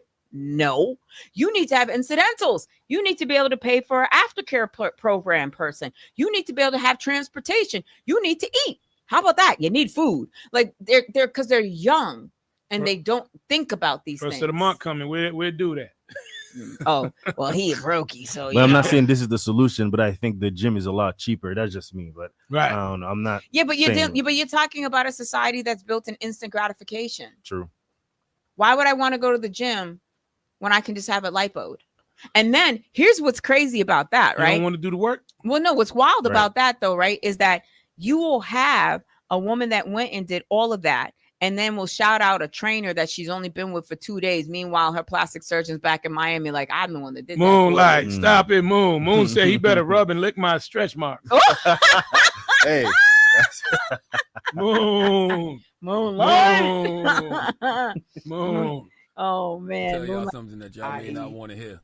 The way the economy is going, y'all better start being with people for love, okay? Because this time next year, y'all gonna be sitting around acting like y'all got it, but we gonna know y'all don't have it, okay? Times is about to get really, really, really, really hard, so you better find somebody that loves you for you. I'm gonna tell y'all something that y'all may not want to hear. The way the economy is going, y'all better start being with people for love. Okay? Yeah. Hold on, you have to play that one more time so the people online. All right, folks, I'm gonna play it again so you can hear it. So people all right, you ready? can hear this. Here we Because this time next year, y'all gonna be sitting around acting like y'all got it, but we gonna know y'all don't have it. Okay? Times is about to get really, really, really, really hard. So you better find somebody that loves you for you. I mean, I'm sorry, I'm trying to navigate these knobs here, you know. Not navigate the knobs. Yo. But no, Goose, I'll tell you one thing. I always find it fascinating that, you find yourself in these spaces where you ask yourself, why do people do certain things? And again, it's not about body shaming anything. I do believe, again, I grew up in an era where certain things were not acceptable. You just didn't do these things. Was it right? Was it wrong? I'm not here to debate that. I'm just simply saying this is the way that I was brought up. That again, pantyhose were used. Nobody wears pantyhose anymore. But I grew up in an era where you did. So guess what still happens? If I know I'm going somewhere that is business attire, not business casual, I wear pantyhose. Now that you mentioned that, you're right. I noticed a lot of natural legs. But that's what I'm saying. But if you ask Mama Gooseby, but if you ask Mama Gooseby, if she was going to go to church, would she be placing pantyhose on or not? Let's say in her younger days, right? I guarantee you, Mama Gooseby would tell you, absolutely, you must be out your rabbit mind if you think I'm going into the church without pantyhose on. And I guarantee you, she probably is going to have some type of handkerchief to cover over her knees. Right. It's just a different time. Katrina says, what about the shots people are doing because they want to lose weight? That's a good one. So if you're pre-diabetic, right? Because majority of America is overweight. That's a fact, right? You have to ask yourself this question. The borderline of being pre-diabetic to diabetic is very, very thin. Once you cross over, you're still going to have to take shots every single week. So ask yourself the question, would I rather take a shot to keep my weight down so that I don't become diabetic and I can eat whatever I want, how I want, and do whatever I need to do? Or do I not have intervention because maybe, a lot of times things happen where thyroids kick in and you can't lose weight no matter how much you try. And there are medical reasons. Medication can put weight on. Birth control puts weight on. There's a ton of reasons as to why, right? Right. So now you ask yourself, all right, I don't want to do that, but you're pre-diabetic. So now you're less than a year away from becoming diabetic. Once you become diabetic, you still have to take shots. Maybe metformin might be what you used at first, but eventually at some point, the insulin is not being made. And that's a whole nother story. Oh, he's about to get on the food. He's about to get on the food, y'all. No, I ain't talking about the food. I'm just talking about the hospital and the pharmaceutical industry just being a money maker. And like, they're not trying to cure us. They're trying to sell the medicine. Well, no. We sell the prescription. Of course, we talked about that. It's a multi-trillion-dollar business and industry. Tell me, how is it that you can come after me for $70 worth of co-payments, but you're supposed to have HIPAA and no one's supposed to know why I was even at the doctor's? So how does this credit bureau even know that I was at the doctor's? That's not violating any HIPAA rules. I'm just curious. You ever go to the doctor and they give you medication and you go and pick it up CVS, Walgreens, wherever, and then you run out and they send you automatic, hey, come get some more. No, okay, how about this? Like, yo, I don't want no more, man. What are you doing? Good now. But how about this? Let me ask you a question about this one. How about you got to take a medication, but then 2 months later, you got to take another medication because of the first medication that you did started having another set of problems that causes you to get the second set of medications. All right, we're going to give you this now. Yeah. It's a game. That part. I thought he was about to drop a line. I was like, oh, what you going to say? He's like, I'm about to give you something. But I'm going to let the folks hear something else. All right. Social media is only going to keep people afloat but so far. And what I mean by that is so many people can get on social media and pretend to be something they're not. Yeah. But I'm telling you, times is about to get so hard, ain't going to be no more pretending. Yeah, we was talking about that earlier. Talking about that rented Bentley? Yeah. There's going to be no more pretending, man. So now, when it comes to pretending, right, I have this question. Yeah. Some people, they like the comfort, right? It's not about pretending. It's not like you go to, let's say, Miami, right, and you just get this Bentley and you act like it's yours. Some people just, you know what, I want to drive a Bentley. I like the comfort of it. I like the speed of it. I like the wide body. I'm going to this and that place. This is what I want to drive. You like the wide body, do you? Mm-hmm. Yep. Yeah. Okay. Yep. BBL. We're talking about a BBL. car. Oh, sorry. I thought we were back Talking on about a BBLs. car. I thought we were on I BBLs. don't. My I bad. don't think that's flexing, or I don't think that's pretending. I think Yeah. that's mostly like, this is where my comfort is. And some places I'm going to, I might just Yeah, you know but what, you let me go got on it the to tour. do that. So You that's still got different. to pay for it. Yeah, Absolutely. but you have it to do it. Right, you out of town. You need a car to drive. Some places I'm going, I might be like, you know what, I'm gonna get a Toyota Corolla because I'm just going right down the street. I don't need that. You know, it's a quick trip. But some Right. other places, I want that comfort. I want that style. Yeah, This but is it a comfort or is it a flex? Because let me just say this, right? It's you having the money to do your thing and you being comfortable. It's not a flex. But okay, You know what I mean? let me say why I think it. Why I think this. I am not a connoisseur of Miami. Okay, I'm gonna keep it a buck. Normally, when I go into Miami, it's either because it's a pit stop to where I'm going to the next place I'm going to. So I'm going out of country and I need to go through Miami. I'm there because of surgery. I'm there. There are reasons why I go. But Carnival cruise? no, sir. I told you one time, one shot deal. That was it. But I have been on Ocean Boulevard eating at a restaurant, right? And you see all these luxury cars, and it's so congested. It takes that car that I watched at the top of the block, like literally 30 minutes to get 2 blocks down the road. Why are you on Ocean Boulevard if you're not there to flex? I'm just saying, like, to me, I don't understand. If you have it to have it, that's one thing, right? If you drive that car at home and that's who you are, that's one thing. You go to Miami and you're going with your boys. You're not there to flex. You're there because you can. right.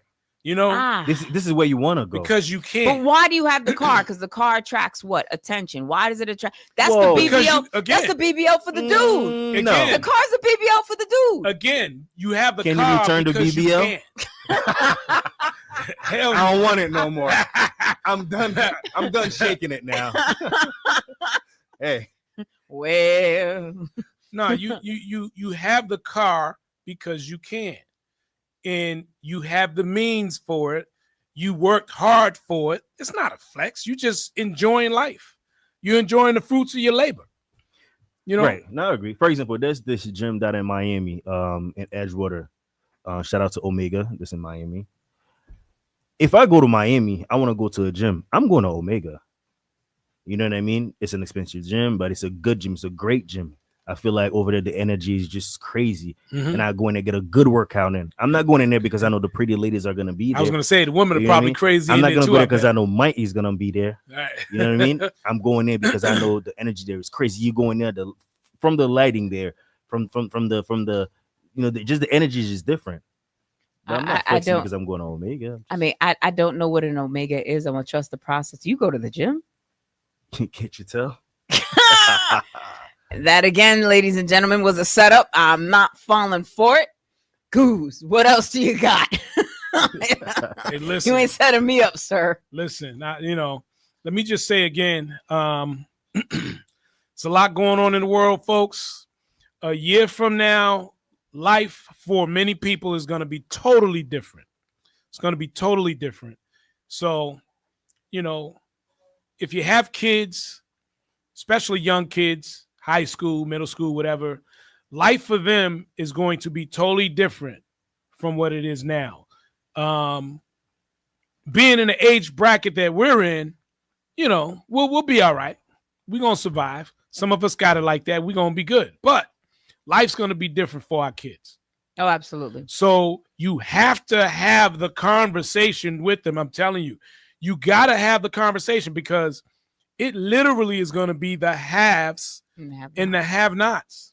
But that is like, if you prepare, you'll be fine and you'll be part of the haves. If you don't, part of that bill that passed on the House yesterday had to do with CBCDs. Yes. Which I don't want it. But it's going to be for the have-nots, to be honest. You know, it's interesting, right? A lot of people have said some have very strong feelings about this administration and the things that are happening within the administration. and whether or not these things are right or they're wrong, and you know, and all that. I'm not here to debate any of these things, right? I'm not interested in doing that today. What I am interested in saying though is that there are a lot of things that are happening in the system that is being broken that needed to be broken. There are things in the system that have literally held us back as a people for so long and too long. And you've even spoken on this, Goose, where you've given people opportunities to make bank and they're afraid to do it because they don't want to lose their Section 8. The idea of them not having the Section 8, you know, shackles them to this bracket of living of financial, and you can never find freedom. And so I'm not sitting here saying that there aren't people out here that need help. I'm not sitting here saying that, you know, if you're coming out of a hard situation and a bad time, that you don't need some kind of support to get you to the next level. The problem is when you are willing a government held apartment. The grandmother had it, the daughter had it, now the granddaughter has it, and her kids are being raised in it. That to me is not legacy. That to me is not generational wealth. To me, that's generational poverty. I think people they get comfortable, and some people are just happy in the place, you know, where they're at. And there's not a lot you can do about that. But I just think the way the system was set up in the first place, it was set up to keep you there. I mean, I can tell you dozens of stories of people who I've tried to help. Well, if I make more money, I'm going to lose my Section 8. No, but that's what I'm talking about. And I've heard that so much. I've heard that so much over the years. I'm like, that's why I don't like Section 8, because it keeps you there. You know what I mean? It literally does. But now, and I don't think this is passed yet. Now they're proposing as part of that bill. I don't know if it's gone to the Senate yet, but they're talking about 2 years, and that's it for Section 8. You know? 2 years. I do think there'll be a ton of homelessness. I do think that there's going to be a set of problems. Most countries outside of the US, especially, right? Maybe Canada, US, maybe the UK, right? Most places that you go to, there are no infrastructures in place for housing or food. Either you have it or you don't. So it forces you to pull together as a community, and family takes care of family. That there isn't this pettiness of, I don't like you, so because I don't like you, I'm not inviting you over to the picnic or the barbecue or the family event. That doesn't exist. Right. Somebody cooks, everybody shows up to eat because that's your meal for the day. It is a reality where, you know, I'll go back home, and you open the fridge and there's nothing in that fridge because everything was purchased fresh for that day to be cooked. It's literally in places like here where you have things in a refrigerator that's stuffed to the brim. Right. And it's not like that around the world. We are very, very blessed in that way, to the point that we throw food away to an excess. Right. All right, we got a call here. Hello, Urban Heat. Hola. Uh-oh. Can you hear me there? Hola. Hello. I guess they didn't want to talk. They called, but they didn't want to talk. That's right up there. Or it's a telemarketer there. That's what I was going to say. It might be. It might be. Have you gotten yourself a new satellite or possibly solar panels? Oh, better yet, Gooseby, we found you. That student loan you was talking about? That student loan? Yeah, so, you know, I think, oh man, who's this here? I don't know. Maybe it's not a telemarketer. Hello, good morning, or good afternoon, I should say. Urban Heat. Hello. Come on, man. What's going on? Hold on. Let me see here. What we got here? Okay. Are your knobs there? Everything. I don't know. I can't. You know what? Let me see. Let me see if I can call. What number is this? I'm going to call the number. I'm going to call you, and we're just going to put you on speaker on my cell phone. How about that? Oh. Don't hang up yet. Don't hang up. Uno, dos, tres. Uno, dos, tres. All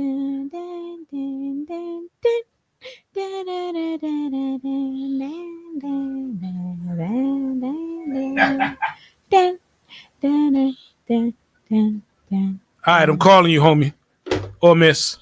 You don't know. I don't know. Oh, it's ringing. Hey, who's this? Can you hear me now? We can hear you now. It's DJ Black, man. What's up, Black? DJ Man, Black in the building, man. I don't know what's going on with our phone yeah, line. man, that's too bad we can't get him on the phone line. Man, but I called twice and she said, oh, he don't want to talk. You know what I'm saying? Hey, DJ Black, how you doing? What's good, y'all? Hey, listen, I like to talk to y'all talking about, man, and it's like, you know, I've been hearing it and this and that when you talking about the weight and the Chesty Morgan's looks and all this craziness that's going on, and the kids not knowing and all of that. And just like she said, we come from an old school way where, you know, when we come out, we know these things. You know what I mean? Absolutely, Yeah. absolutely. The loss of teaching, it's like these kids do not know because the cutoff from the teaching from us passing it on. It's a lost generation. What I'm saying? So they don't know. See, the thing about with black people and a lot was going on back then, do y'all remember back then, you know, when we all born cut up already, that women's already developed, you know, as black people, right? Mm. Y'all remember those days, right? We didn't have to go to the gym. We was already cut up and ready, right? He said instant rice. Naturally born that way. No, I'm just saying. Here, the point I'm trying to get at. Then we started, I'm not prejudiced or nothing, but we started following Caucasians. Because they was wondering, you see, you got white women going to gym trying to get a big butt. Then all the plastic surgeon came out. Y'all remember the actor Phyllis Diller? It's a sound effects for me. I'm just trying to make a point. No, DJ Black, you're right. Keep speaking the truth, because you know dudes can't help themselves. I'm gonna get off this. I'm just trying to go on. I'm just saying, if y'all remember the actor Phyllis Diller and all this plastics and all of this stuff that came out. Yes. We wasn't up on that. Right. We started following. They used to bring out products. If you want to be lighter, your hair this, all of this. Take this cream, take this. We came out with Afro Sheen. Remember the Afro Sheen? So glow. Afro Sheen, right after Soul Train, man. It was like the Soul Train, but the thing about it, we had our own natural thing going on. Facts. The man didn't want you to come to work with braids in your hair. Hey, you know what's dope though, man? I love me a good Afro, man. But I'm just saying, on a female. Really? Oh, I love me a good Afro on a female. Listen, I'm in trouble because that would never happen. I have never been able to Well, have I'm just fair saying, fives man, gravity. We had lost a lot of things when the Willie Lynch came out, the letter, everything. They worked on it. See, the thing about it is genocide's always been planned from us from the beginning since the Black Wall Street. You have to look at all of this history, what's going on. I went to school, Boston Public School. And my mother said, when you leave that school, come straight home, they're going to jump you. That's where we was trained. All the busing was going on. When I started fighting back, you know what they did with me? Prime example, they took me out of that classroom and put me in a special class and dumped me. I'm up there bragging, oh, we in the best class. We get to have McDonald's, we go to movies, we do a little bit of work.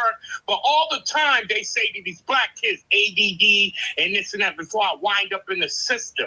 I know who I am now, but back then we didn't know. It was always this thing about us black people. We were so good at everything. Right.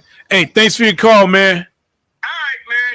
Appreciate you. And then what she's saying and what y'all say, what it is, we're not doing that no more. All we doing is joking and playing, and these kids are banging in your eardrum, blasting on the streets, and everybody just saying, all right, look at all the fentanyl, look at all the drugs. It's been like this. I'm just trying to tell you something. If you look at the book called The New World Order, everything was written in that book. And you read the book, how they're going to emasculate blacks, how they're going to disdace. So all of that has been written. Now you got the Project 25. Read that book and you see they plan. And it works. Y'all stay tuned, man. Y'all have a good day. Hey, thanks for the call, man. Appreciate it. Because you know, the revolution will not be televised. Listen. It's going to be live, though. I will say this. Again, it just goes back to we got to get out of this matrix. And now all the information is there. We have the information. Well, that's what I said earlier. We know what it is, but for some reason, people aren't making moves. Facts. They're not making moves. Facts. We know what's going on. Yeah. We know we've been set up. We know we're being set up. But for some reason, no one's reacting. But you know how I've always said to you, I'm very fascinated with World War II. Right? It just fascinates me because I just still I struggle with understanding how literally a whole nation, a world could stand by and watch how a segment of people are exterminated. And I'm fully aware that this has happened several times in history in many different places, whether it's in, Rwanda, where you've had the Hutus and the Tutsis, whether, there's all these in Palestine and Israel, right? There's all these different places where these things are happening. And I'm fully aware of this, but I still find it amazing because I'm thinking about as we are here in this moment of time, and right now, who's on the chopping block is not us, right? It's not us, but it's individuals that are melanated. And yes, I am, and I've stand on this hill, and I'll die on this hill, and I've had these conversations many times online. If you didn't come into this country correctly and you came illegally and you just didn't do it right, you don't have a right to be here, and you definitely should not be sucking off the teat of this country behind that. That's my opinion. I stand on that. I live on that. Now with Project 2025, they're even taking it deeper into that, talking about, well, if one of the parents of the child was not a citizen, like there's so many different levels and layers to this that's going on. And so the question then comes into play is where and when do we stand up and stop and say enough's enough? I'm curious at what point does that become part of the conversation, because it again is fine when it's not us, but then if it is us, then what? How many times have you heard or seen in documentaries or in literature or whatever where they talk about how the black person needs to go back to Africa? Right. Mm-hmm. You hear this, right? But where do we go back to exactly? I can tell you what my genetic DNA says, what region I should belong to, but where do I go? Y'all stole us. What's that line? I didn't find Plymouth Rock. Plymouth Rock landed on me. Like, we didn't ask to come here. And as quiet as it's kept, and I always say this, the only difference between us as West Indians to Black Americans is that we just got off the boat at a different port. That's the only difference. And what happened to us, though, which is different than African Americans, is that we then were given language, culture, and identity in a way that was not given to the African American. That's my opinion, for whatever it's worth. Boom, boom, chain. Yeah, so that's how you know he was doing something. Yeah, I'm trying to get music ready. Oh, we're music and ready. Yeah, for the next hour. But no, again, we as people right now, I'm telling you, so many folks are going to be lost. And there's going to be so many issues that if you don't learn, tell your kids to learn AI, right? I don't care what it is they want to be a doctor. Cool. AI is going to be involved in the hospitals as well. It already is. It already is. Yeah, absolutely. So learn it because it's not going anywhere. All right. If you don't understand blockchain technology, learn that as well. Because everything that's going on in Washington right now, everything that's going on throughout the world, the system is being set up and stuff is happening every day. Mm-hmm. Now, I believe on Monday, the ISO 2022 blockchain went live with the banks. The banks can do their thing. They can do their thing right now, right? But they are waiting for regulations to come in place. So 2 important pieces of that was passed in the House yesterday. There's still other steps to go. There's still other things to come.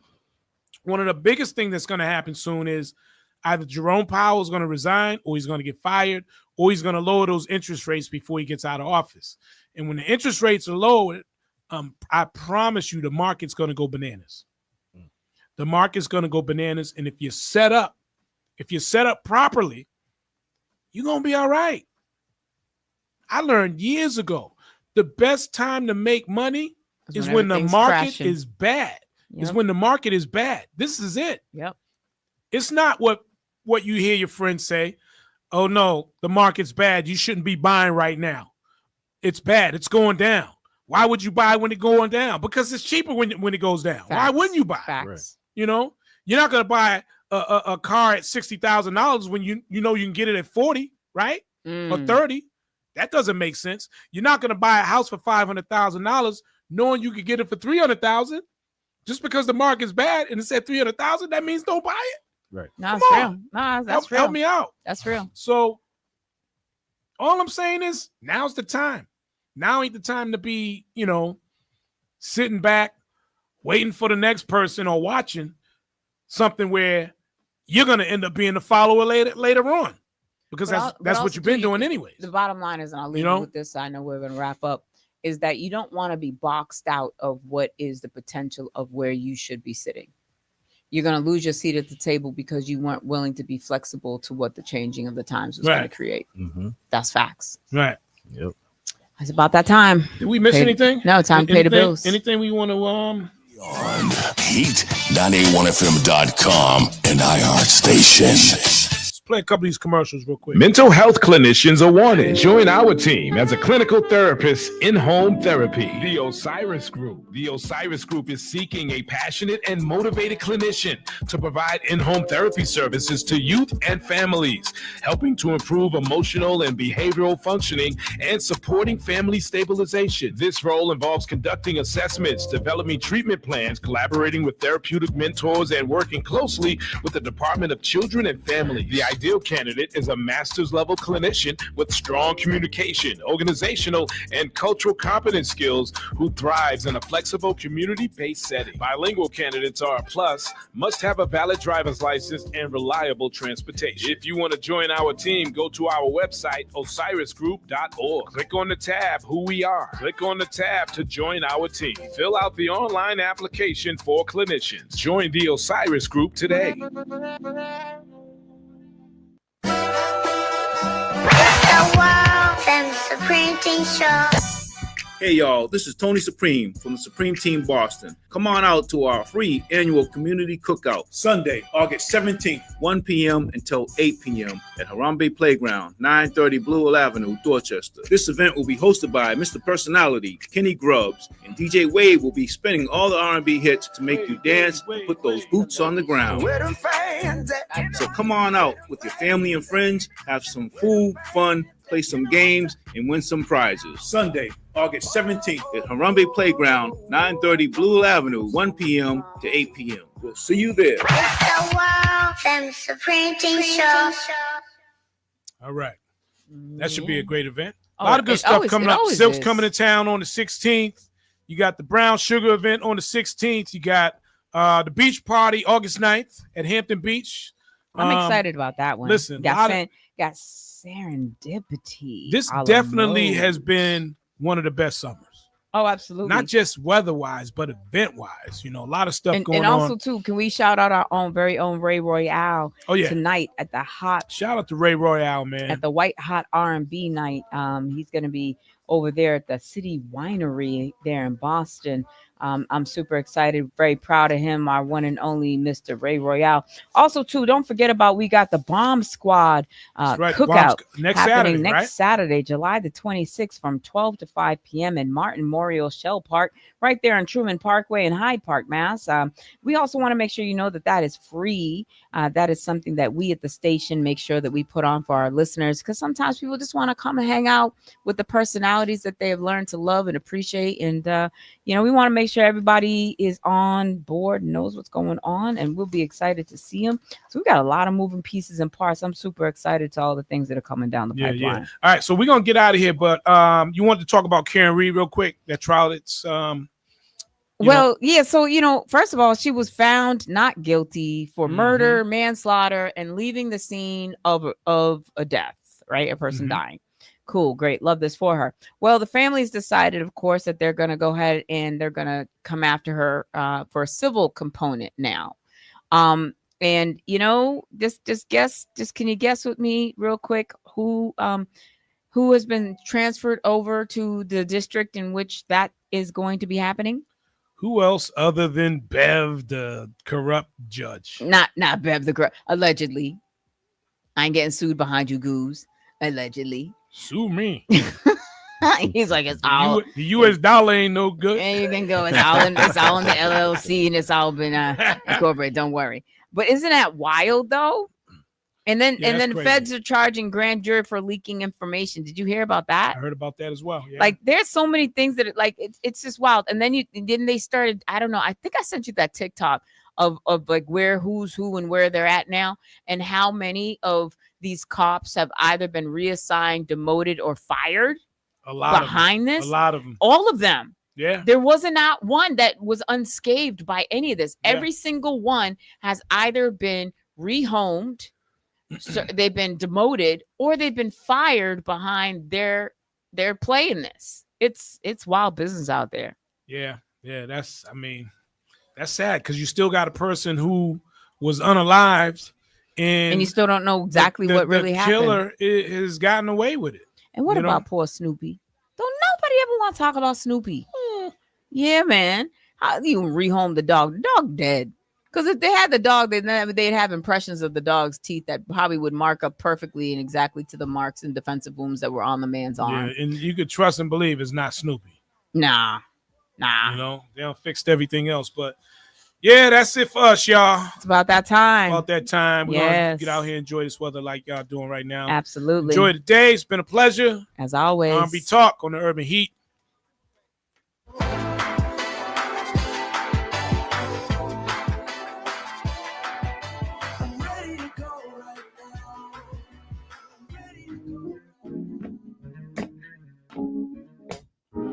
Yeah. Talking about a real friend.